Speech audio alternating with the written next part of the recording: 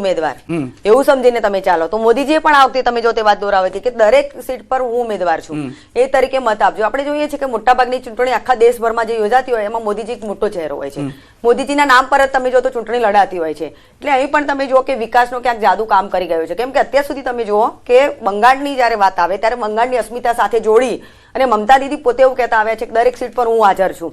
એવું તમારે સમજવાનું. ટીએમસી કાર્યકરો નહીં. બીજી વસ્તુ એ છે કે અહીંયા જયારે તમારે કોઈ પણ કામ કરવા હોય લોકલ બોડીના ત્યારે ત્યાં કાર્યકરો ટીએમસીના કાર્યકરો દ્વારા થતા.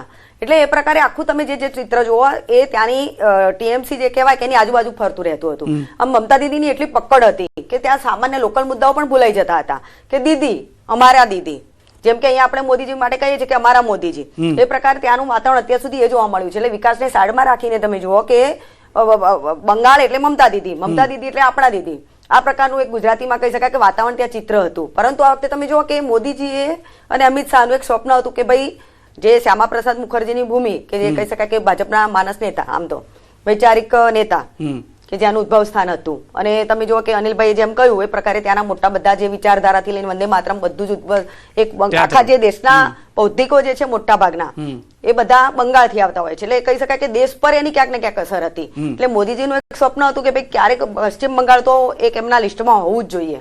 તો આ વખતે તનતોડ મહેનત અને આપને ખ્યાલ છે કે ભાજપની એક જે કહી શકાય કે માઇક્રો મેનેજમેન્ટ નીતિ 24/7 કે ઇલેક્શનમાં શું શું કરવું, ક્યાં કચાશ રહી ગઈ છે, કઈ સીટ પર તમે જો તો ધ્યાન આપવું પડશે, એમ પૂરેપૂરું આ વખતે ધ્યાન આપવામાં આવ્યું હતું. અને મેં હમણાં કહ્યું હુમાયુ કબીરે તમે જો કે મમતા દીદી સાથે છેડો પાડ્યો એટલે એની સીધી અસર પણ તમે જો તો ક્યાંક ને ક્યાંક એક મુસ્લિમ મતદારો પર પડી છે અને એમ કે પણ ક્યાંક ને ક્યાંક હાજર છે.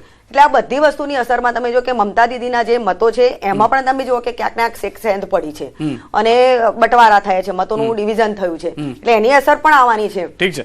એક સિદ્ધાર્થભાઈ આપણી પાસે પણ